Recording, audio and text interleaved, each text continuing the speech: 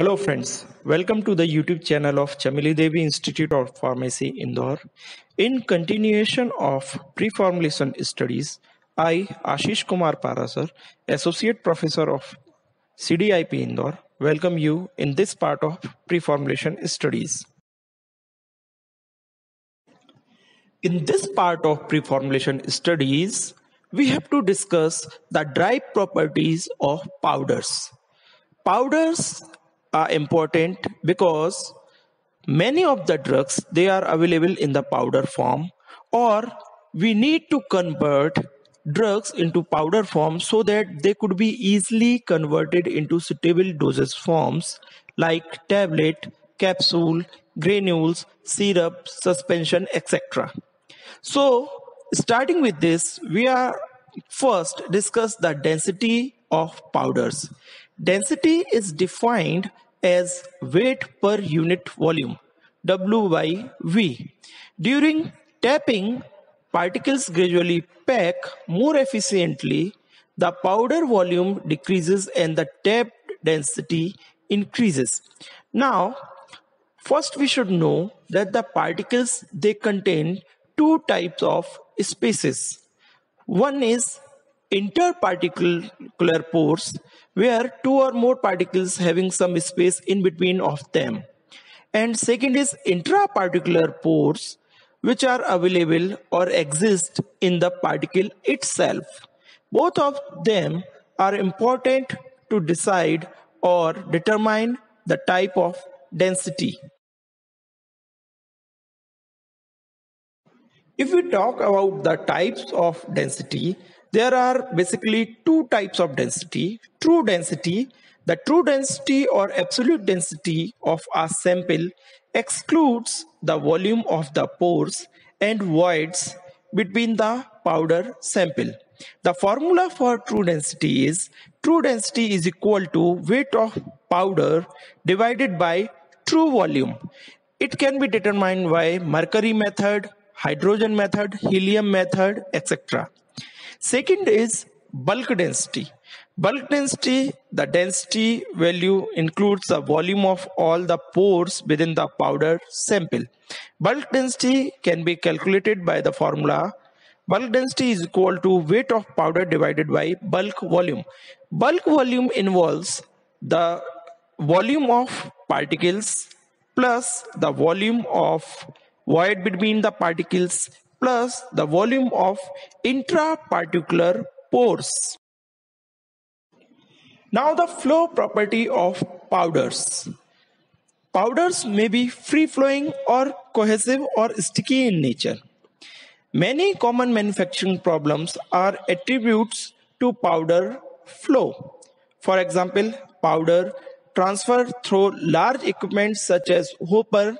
Now, if the powder is cohesive or sticky in nature, then it will stick to the hopper and no further movement of the particles will be occur. Second is uneven powder flow. This the excess entrapped air within the powder responsible, and this is responsible for capping or lamination in the tablet. Third is uneven powder flow, that is also increase particle friction with the die wall causing lubrication problems and increase dust contamination risk during powder transfer.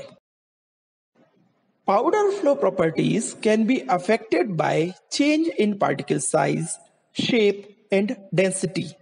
The flow properties depends upon the following. First is the force of friction, and second is the cohesion between one particle to another. Fine particles possess poor flow by filling wide spaces between larger particles, causing packing and densification of particles.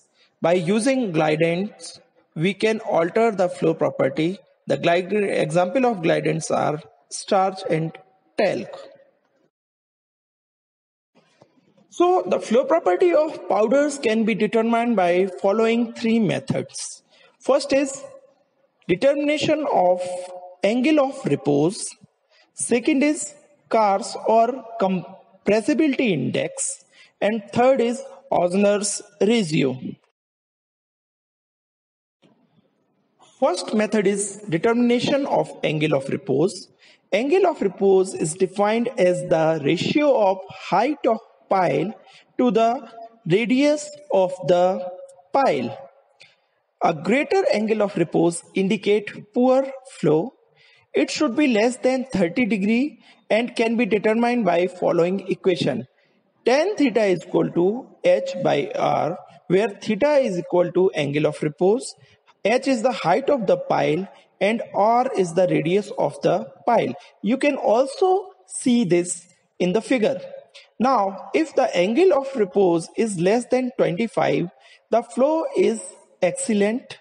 If it is exist in 25 to 30, then the flow is called as good.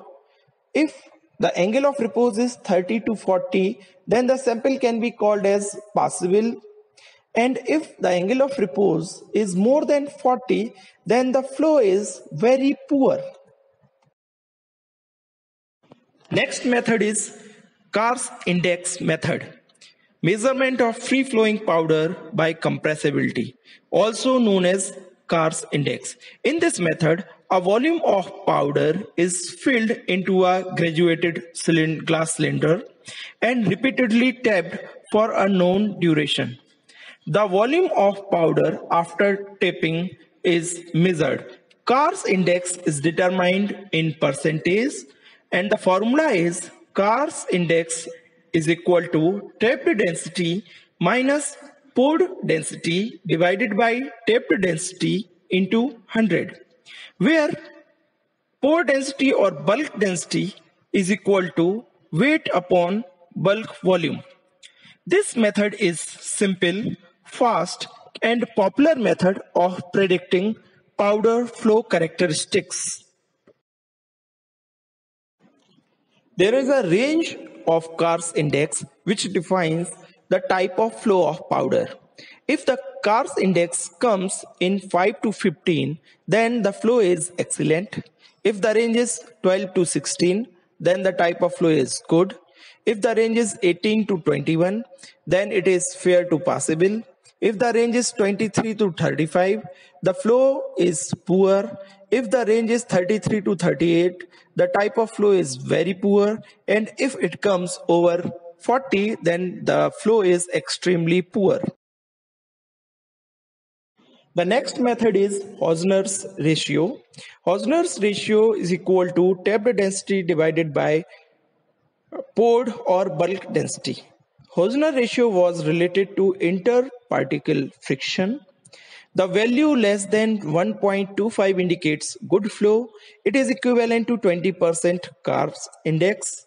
If the value is greater than 1.5, it means flow is poor, and it is equivalent to 33% Carr's index or compressibility index. Ratio of 1.25 to 1.5, it means the gradient is added and normally improves flow. If the ratio is more than 1.5, added gradient doesn't improve the flow of the particles. So friends, in this video, we have discussed the measurement of flow property of powders and different kinds of densities. Thank you for watching this video. Thank you very much.